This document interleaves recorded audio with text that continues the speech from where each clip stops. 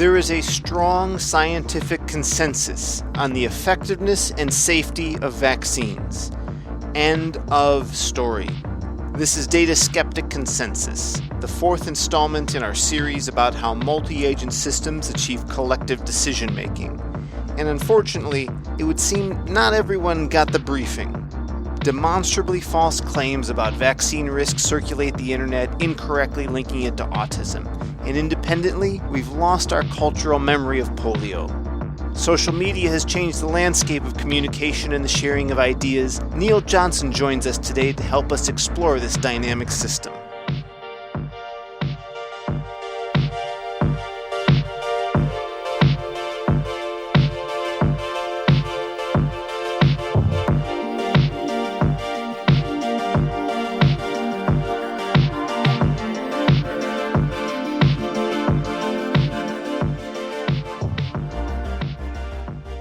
My name is Neil Johnson. I am a professor in physics at George Washington University, where I work on complex systems. Well, Neil, there was a particular paper I asked you on the show to talk about that I obviously want to get to, but let's unpack a little bit of your expertise before we get to the specific paper. Can you share some of your primary research areas? Yeah, I'm really interested in quantifying the ideas that many of us may have heard of. For example, there's a tsunami of misinformation on the internet. Well, tsunamis have been studied mathematically, and we know that they have particular types of properties. So my kind of question is it a tsunami? In what way is it? And therefore, what can we learn about it and maybe mitigate it? Same idea with the kind of idea that, spreading of distrust in COVID-19 future vaccines is like a forest fire. Is it? I don't know. Forests look like they have trees in them. Trees don't move. Fires burn in certain ways. What I look at is real world systems, try to quantify them with the idea that if you have some kind of handle on it in terms of the science, you can do a better job of managing it. Makes sense. In the example of the tsunami, I'm certainly out of my area when I say this, but I know that the Navier-Stokes equations are a thing, and maybe they matter in this context. Do we literally mean that the same mathematics might describe both systems, or is this more of an analogy? Kyle, that is a brilliant question. And that's exactly what we try to get at, because actually we found this work that we do actually started, it kind of kicked off around the time of talking about pleasant things, 2014, looking at the rise of ISIS. And we actually showed at that time in a 2016 paper, by the time it came out in Science, that actually it's more than an analogy, for example, in the rising of online support and recruitment to ISIS. They actually followed those shock waves, the exact same formulae of shock waves, we know within statistical error, as you get out of a version of the Navier-Stokes. Very interesting. And I don't know if I should take that as surprising. I know those are robust equations. Maybe they can describe any state or something like that. How shocking of a result is that? Yeah, that's a really interesting question. It's like all these things. Now I know it. It's like, we sat there for a while and we thought, should I have known that? Well, nobody else has said that. But the interesting thing is that there's a twist. And the twist is we had to actually come up with some new physics, because it's all very, Navier-Stokes, shock waves, tsunamis on water. All the water molecules are the same. But when you come to people are heterogeneous. People are different. Let's face it, we are all different. And so what is the analogy of a tsunami when I'm dealing with different objects that are assembling? Just imagine this. You lay out Lego on Lego's still around. That's great. Lay out a whole bunch of pieces of Lego. Make them all identical. How quickly can you build up a tall object, which would be akin to a tsunami? Well, you can do it pretty quickly if all those objects are identical. Because, I'm old enough that I remember when Lego only came in one variety. It was a block and you had to build everything and everything looked lousy, but it was easy to assemble. Now, of course, there are different pieces. Those pieces serve different functions. So now if I ask, how can I assemble something? It's easier and harder at the same time.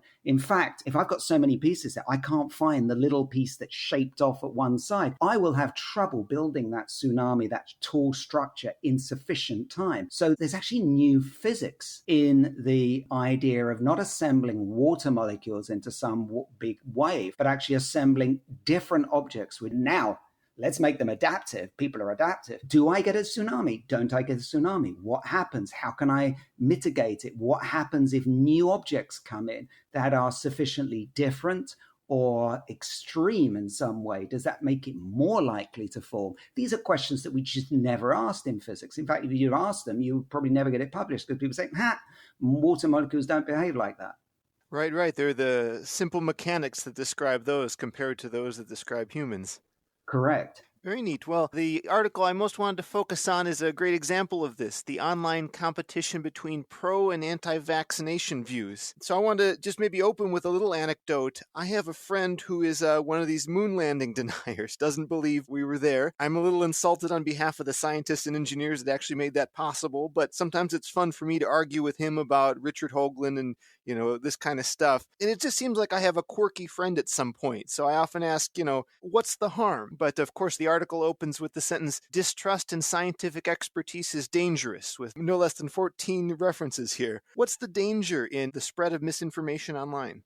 Well, I think it ranges from I think they're all serious, but some are a physical harm. I'm going to take the extreme case. Even before COVID, there was, of course, a significant anti-vax movement, and we can call them small or reasonably small, it doesn't really matter. They were involved, the more extreme element were involved with harassing and actual threats to doctors, parents who vaccinated, etc. The same was happening with climate science. We sort of forget for this particular year that there's this other debate going on about climate science, who's a denier, who isn't. There's money in it, there's politics in it, but there's also, scientists are saying things and they are getting criticized, and more than criticized, they are getting threats. And so there have been real harms come out of the distrust. I mean, science, we all know. Science does not have all the answers. Science is evolving. Go to a scientific conference. I go to the, American Physical Society conference. There are arguments in the hall, people shouting at each other. That's good. That's actually good, because that's the way science progresses. If everything was known, then I wouldn't have a job. I'd have to do something else. It's because we don't know things, but that doesn't mean uncertainty. So when things are at least established beyond reasonable doubt, as we could say in the scientific literature, it makes no sense to turn around and say, I just don't believe it. I mean, on what basis are you not believing it? But the trouble is, if you don't believe it, then you may not take your kid to the doctors to get vaccinated. You may skip the cycle. You may delay the cycle. And the harm comes at the level of, well, presumably your kid, but also society in terms of herd immunity. So there are real dangers at all levels, and I don't even need to touch on the fact that it has been used, in some sense, has been weaponized in some countries in a way that we know that the COVID vaccine in some sense is being weaponized, but it's certainly become nationalistic. The idea of trusting or not trusting particular pieces of science related to vaccines has been used to mobilize attacks on health workers and others in other countries. Yeah, and a growing public health issue, I would imagine. We don't yet have this COVID-19 vaccine, but I don't imagine the anti-vaxxers are going to pass up the opportunity to condemn it. Correct. Our paper that you mentioned, we were studying really 2019. We'd heard this rumor, always back to the tsunami. How do tsunamis of people, how do people develop into crowds? Crowds in some sense are a little bit more predictable than individuals. It's a little bit like this law of large numbers. We may all fluctuate in one way or the other. Yeah, but when we get into cars, in traffic, we tend to produce the same patterns every day. Of course, not now, but we used to produce the same types of jams every day, here in DC around the Beltway and analogous in other places. So crowds have a certain kind of predictability that individuals don't. I've always been interested in this, whether this be markets or whether it be the ISIS recruitment. And then when we looked at hate in a 2019 Nature paper. We started looking at other ways in which crowds form.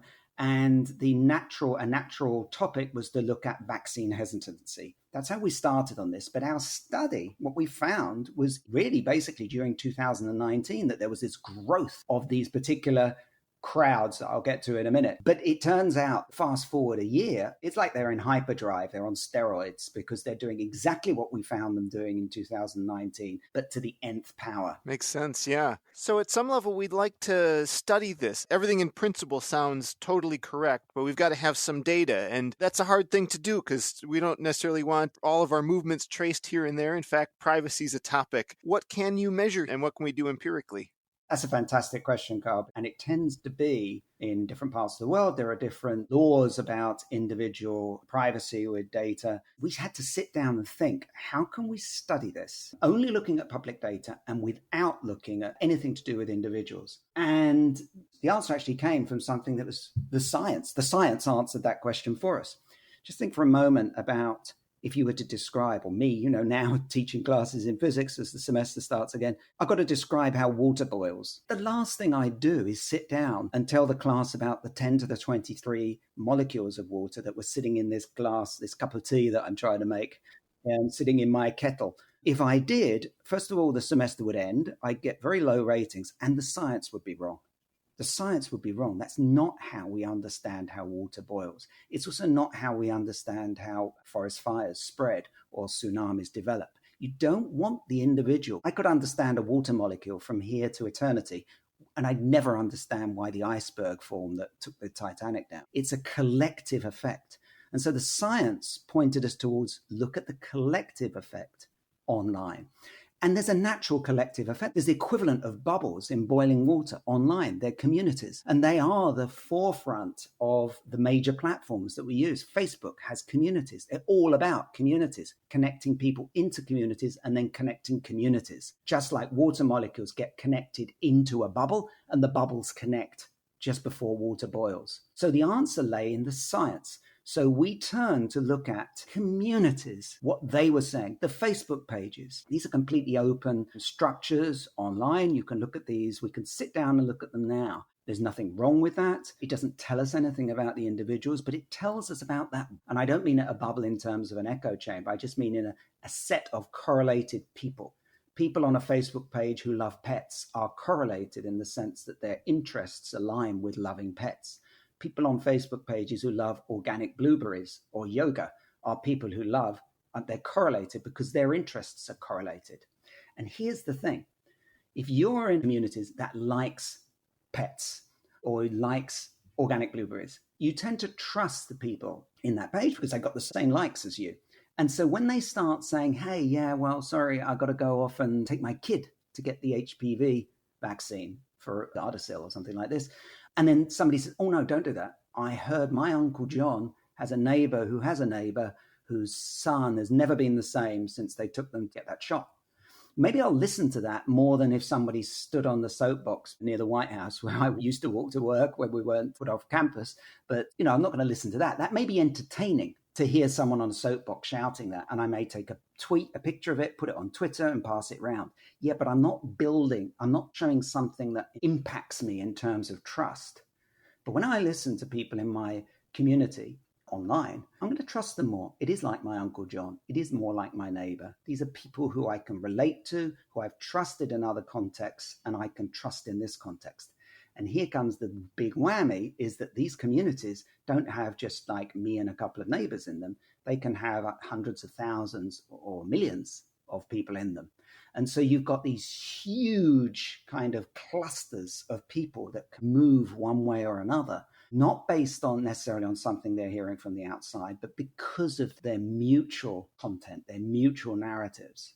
Gotcha. So in the paper, you're able to study this in some neat ways by looking at different Facebook pages and when they share things to that audience and how interconnected these groups are and what sort of content they're looking at. I'm curious if you could summarize the sort of topology of that graph that emerges. It's a huge amount of data compressed in an elegant way. What do you see when you explore it? Yeah, well, maybe the best way of describing this is what I thought I would see. I thought we would find these huge communities, we'll call them blue communities, of the pro-establishment health messaging, kind of at a core, all kind of strong and robust in the center.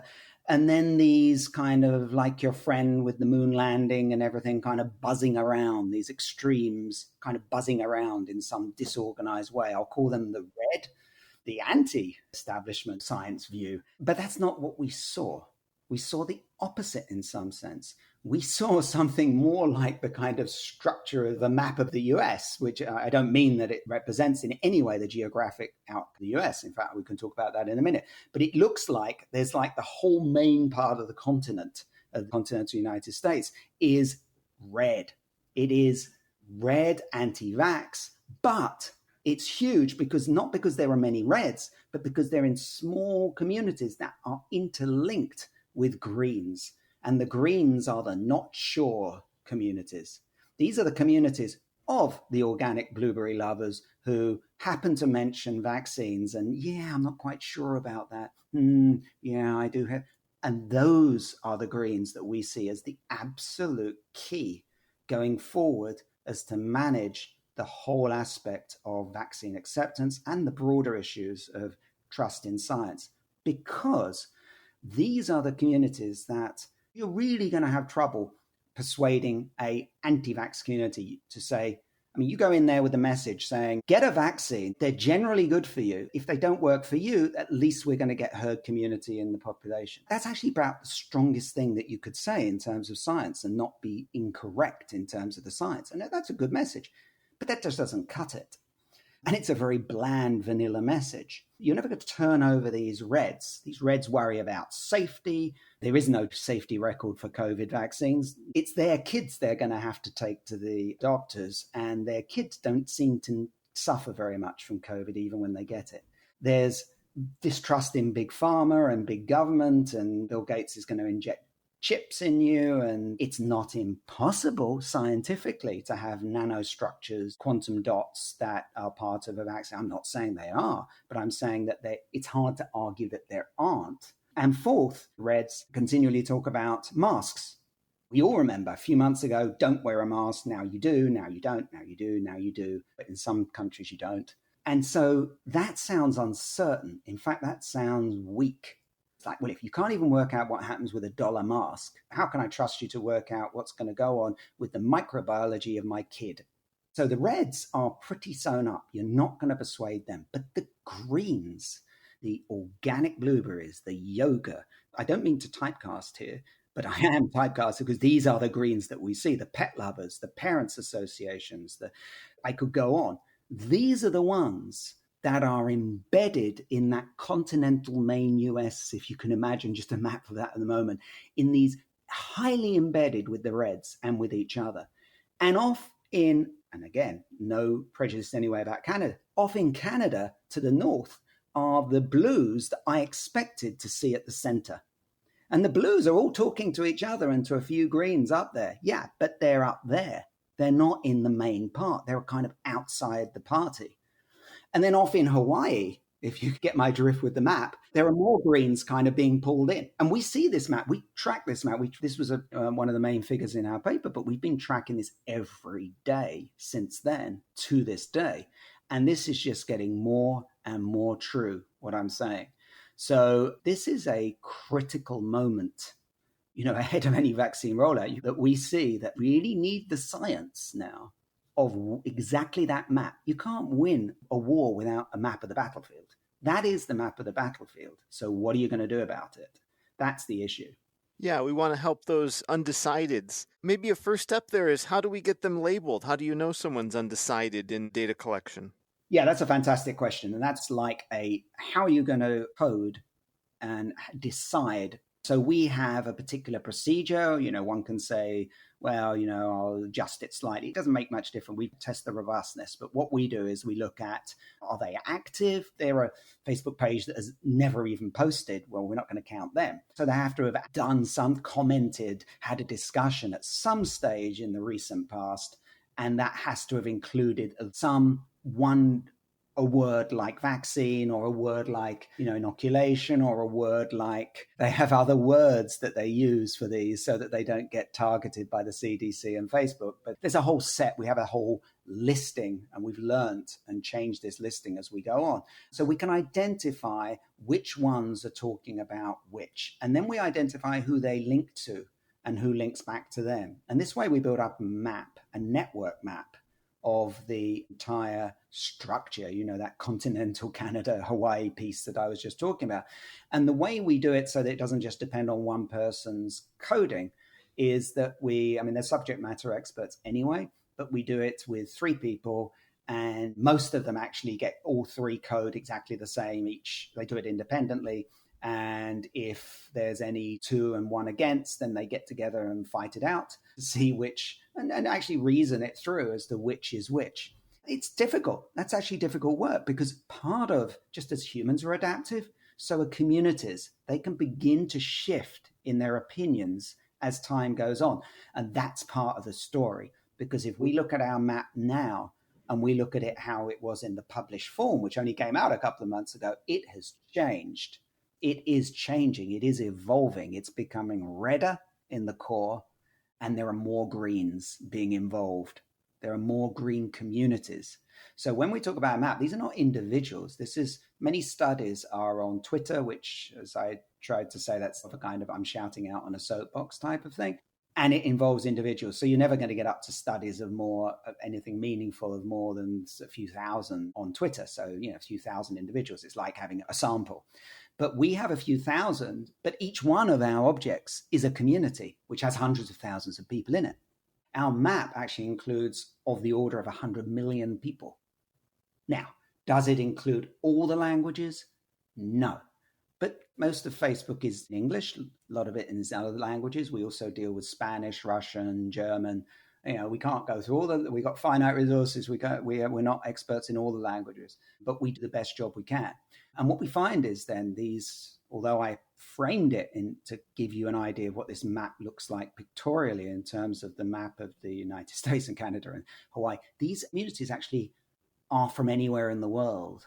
And more than that, unlike physical objects, this is another neat thing of the online world. It's almost like a quantum system. You can be in 2 places at once. So, for example, one of my favorite groups, and I'll just say it because, just say it. One of my favorite pages is up in Saskatchewan in Canada, and it's around Saskatoon. And at the same time, when you look at the narratives on that page, in one moment, they're talking about doctors in the local area that are also supporting a more hesitant approach to vaccines in general, but are now absolutely against COVID vaccines. But in the next breath, they're saying, they connect to something in Australia that gives the impression to the reader that, there's local people where I live, I trust them. And the whole of Australia agrees with me. So it's really an interesting kind of interaction, way beyond those lovely kind of, interactions die off with distance kind of laws from physics. It isn't that. Yeah, so it wasn't that long ago in the evolution of our species that sort of all communication was local, or maybe some person ran through the town with a horse once in a while with some new news. Today we're globally connected, but we're also still locally connected. What does the online study tell us about real-world geography? Yeah, that's a really interesting problem. You summed it up, Carl. It's neither purely local nor purely global. And it's this interaction. So we're trying to still get our heads around to what degree and what kind of information or misinformation has more resonance locally to me or globally to me. So I may be watching global news, but I'm listening to someone locally. What is going to tip me one way or the other? We think that in the Facebook pages that we look at, there are people from all over. Often the administrators, for example, that one page I'm talking about in Saskatchewan, Canada, it has obviously an administrator from Canada, but there's one from the US and there's one from Australia. And so you've got this strange kind of interplay here, local, global. We're still trying to get our head around it. Anyone who can help us with that, please let us know. You were talking about the dynamics of the system and how much it's changed even since publication to, I guess, the more modern one you're looking at of the same graph given updated data. And that doesn't, what you described earlier, sound like we were headed maybe the wrong direction, that there was less informed people and more of an anti-vaccination message over time. You think that's the natural dynamics, or could this just be something that spins itself out naturally? It's a little bit like the actual virus, isn't it? Is this going to die out or is it going to head up? We think it's heading up. All of our analysis suggests it's heading up, that it's not going away. Could we put an R naught on it? Yeah, well, that's it. We do have a paper that we're just finishing where we try to come up with an R naught for the online. In fact, in online world, I just came off of a 2-week. It was the first. I'd never heard of this science. It's named for a new science, but it's a great name. The first conference was run by the World Health Organization, the first conference on infodemiology.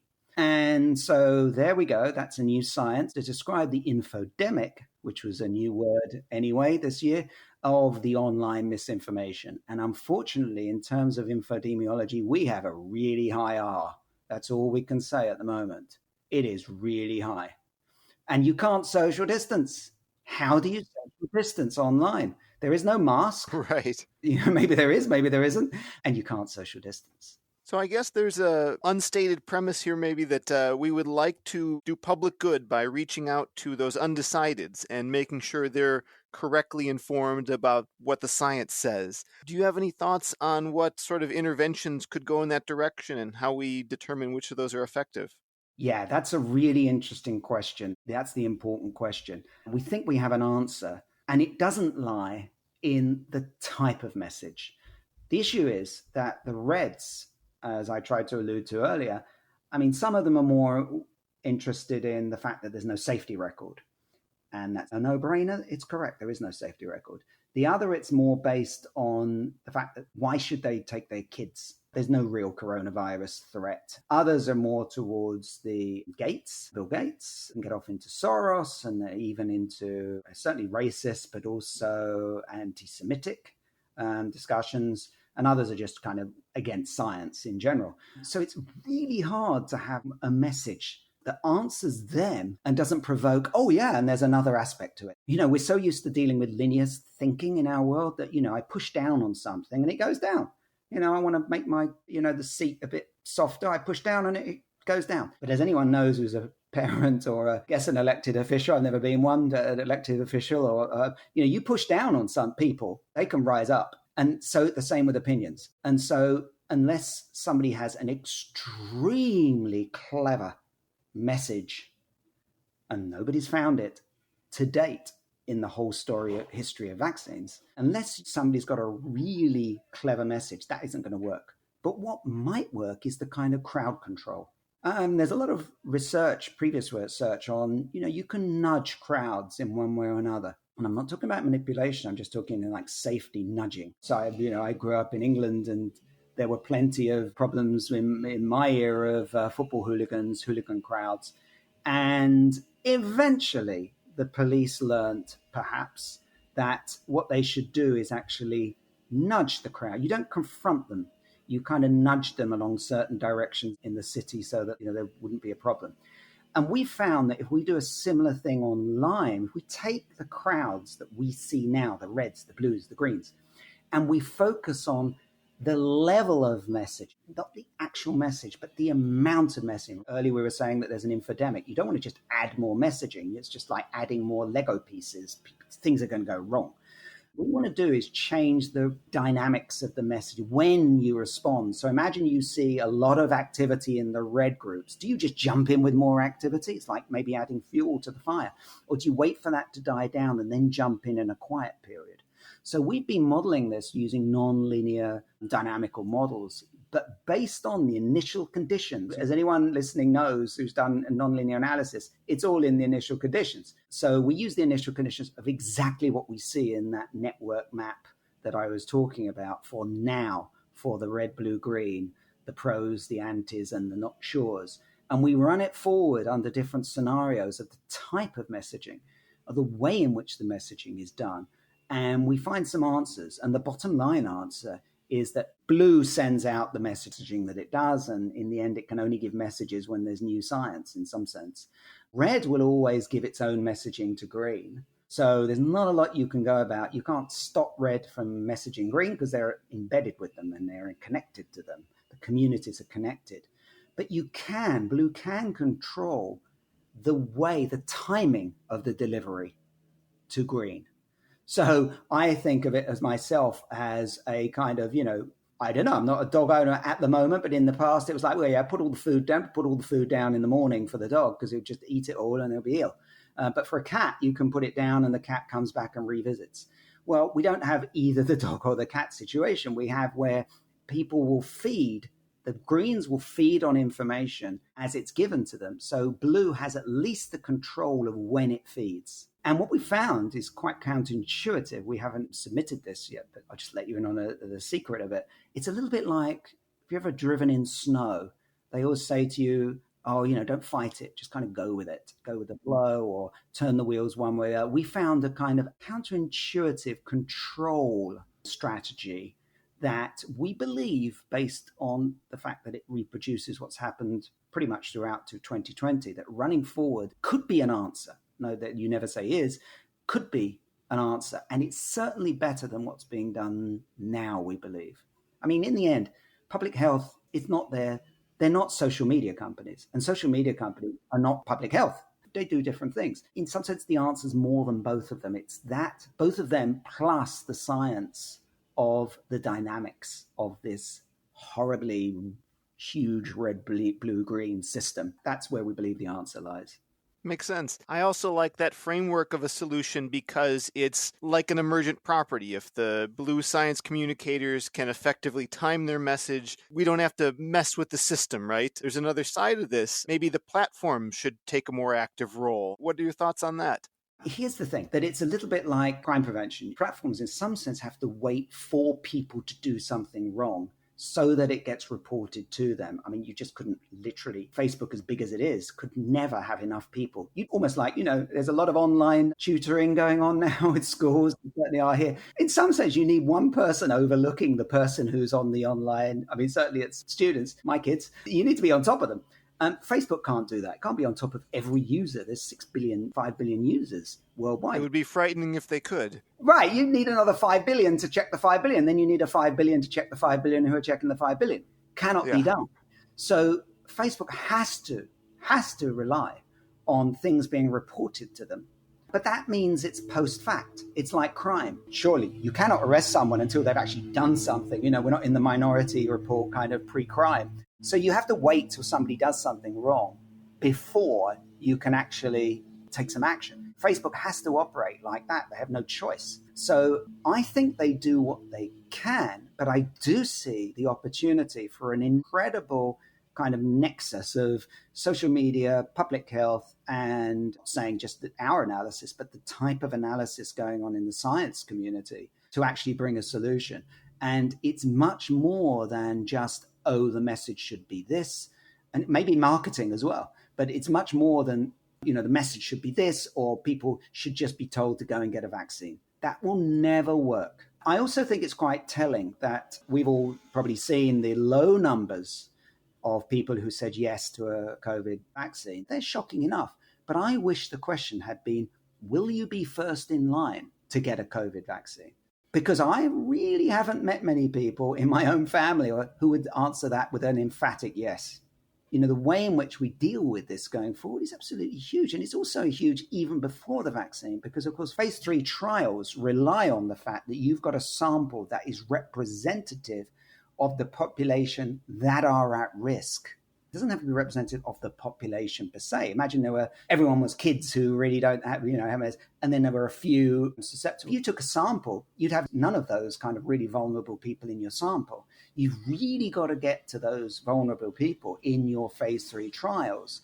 And what we see online now is, in some sense, they're the communities that are most worried about it, because they are hearing from the Reds that in the past, and it's absolutely true, there were vaccine trials in the past, in the history of vaccines, that actually tended to stimulate the actual disease. So they're worried. And when you've also got communities that don't trust the health system anyway, because in some sense they feel that they've been shortchanged by it, there's an issue. I really believe that a few months ago was the time to start acting. It better be today kind of thing, because as the vaccines get closer, there won't be time to do this shifting that we were talking about. Yeah, a concerning situation, and I hope research like this will lead us down some path towards success. Yeah, I hope so as well. Neil, is there anywhere people should follow you online? We're developing a webpage that has, usually the way the science community is, you submit papers, you wait a few months more, you revise it. It's a really slow process. This is an urgent problem, though. So we are in the process of building a web page that will have quote unquote instant updates from our research as we move forward. And if you just Google my name, Neil Johnson, and vaccine or George Washington University, then you should find it on the list. Excellent. Well, I'll be sure to get that in the show notes so people can check it out as well. Neil, thank you so much for coming on and sharing your expertise. Oh, thank you so much. It was a pleasure. That concludes this installment of Data Skeptic Consensus. Our guest today was Neil Johnson. Our theme song is Paradox by Odling. Claudia Armbruster is our associate producer. Vanessa Burciaga does guest coordination. And I've been your host, Kyle Polich.